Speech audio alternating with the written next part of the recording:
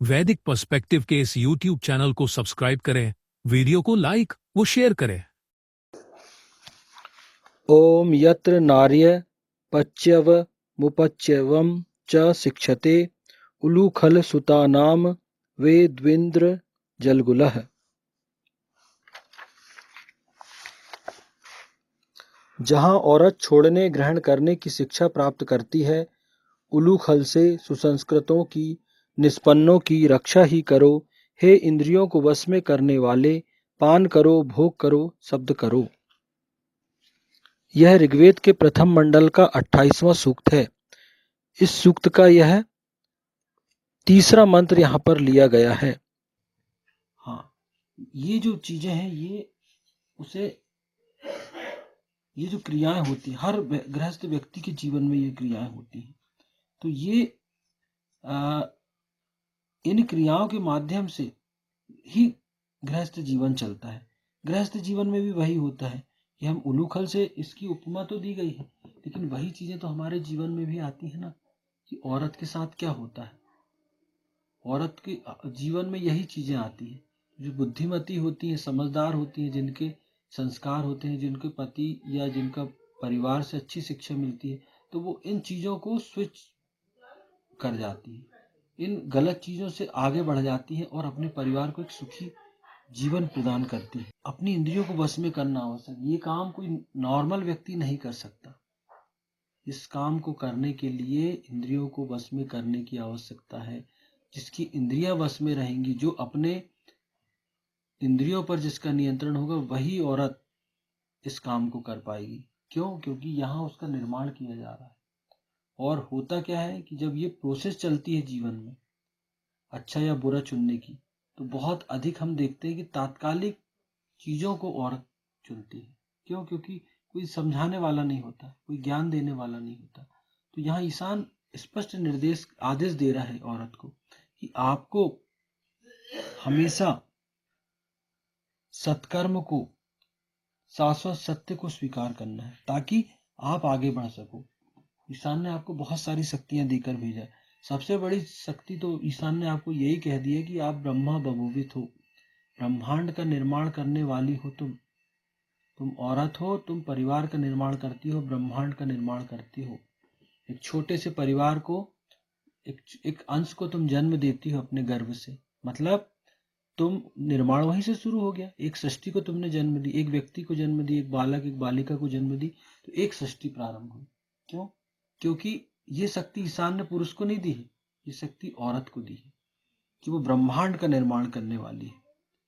और ऐसे ही तो ये सृष्टि अभी तक चलती आ रही है। तो जिसकी इंद्रियां वश में होंगी, जिस महिला की, जिस औरत की, वही ये सब कर पाएगी। अगर वो इस चीज का मर्म समझ जाए, इस चीज को समझ जाए, तो वो बहुत आगे बढ़ सकती है अपने जीवन में। अपने परिवार को वो बहुत सुखी संपन्न जीवन प्रदान कर सकती है। क्योंकि इंद्रियों को वश में किए बिना किसी भी भोग करने के लिए व्यक्ति अधिकृत नहीं है। जब तक इंद्रियां वश में नहीं होंगी, तो आप कोई भोग नहीं कर सकते। इस सृष्टि का नियम है कि भोग वही करता है जो इसकी इंद्रियां उसके वश में होती है। जिसके वश में इंद्रियां नहीं है अपनी, तो वो क्या भोग करेगा? वो तो उन चीजों से लड़ ही नहीं पा रहा है। तो औरत के साथ भी यही कि उसे अपनी भावनाओं पर नियंत्रण करना होगा और उसे अपने परिवार, अपने पति, अपने बच्चों के भविष्य को देखते हुए निर्णय लेना होगा। लेकिन होता क्या है, आज का जो माहौल है, उसमें औरत के साथ समस्या ये होती है, उसका जो गाइडेंस है, उसको जो गाइड करने वाला उनकी माँ होती है या उनका मायका पक्ष अधिक होता है। तो बहुत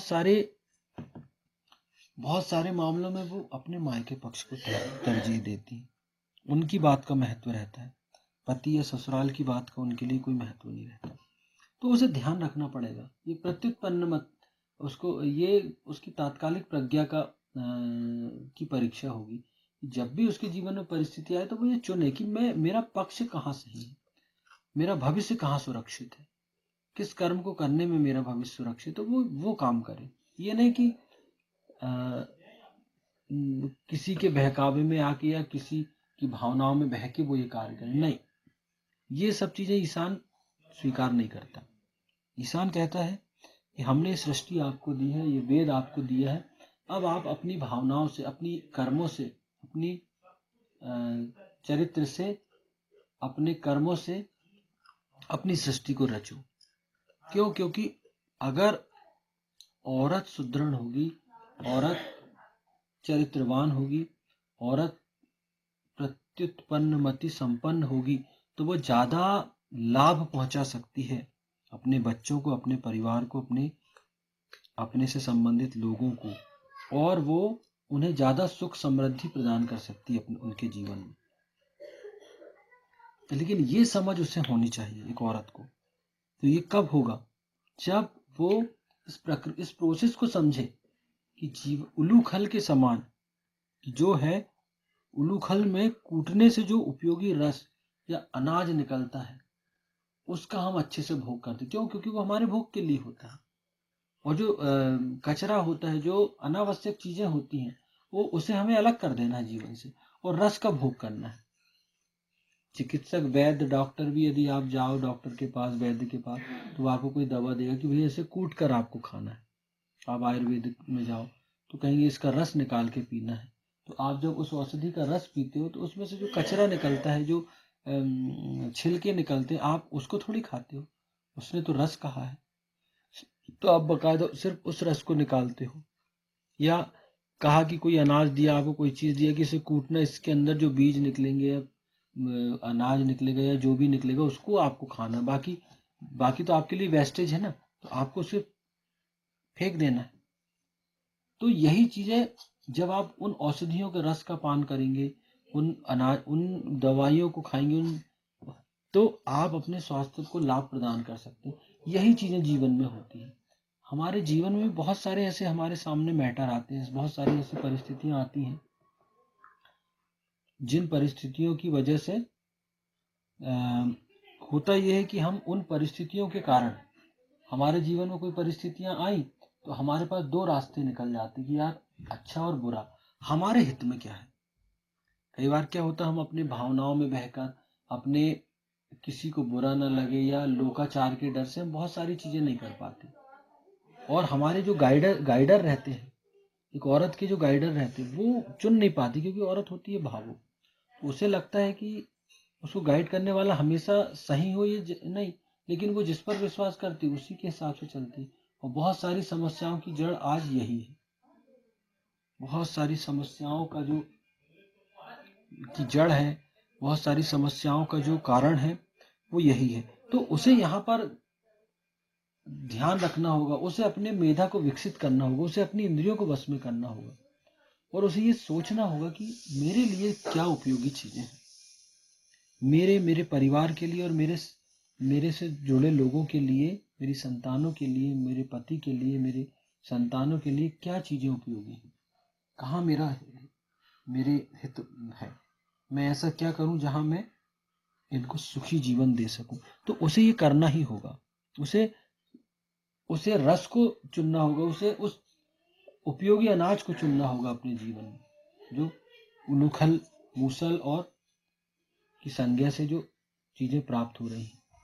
अगर वो इस मर्म को समझेगी, तो औरत एक अच्छे परिवार का, एक अच्छी संतानों का निर्माण कर पाएगी, जो इस सृष्टि को उसकी बहुत बड़ी देन होगी। क्योंकि ईशान ने यहाँ हर व्यक्ति को कर्म करने के लिए भेजा है, और भेजा है कि आप अपनी भूमिका का निर्वहन बहुत ही अच्छे ढंग से करें, बहुत ही सुंदर ढंग से करें।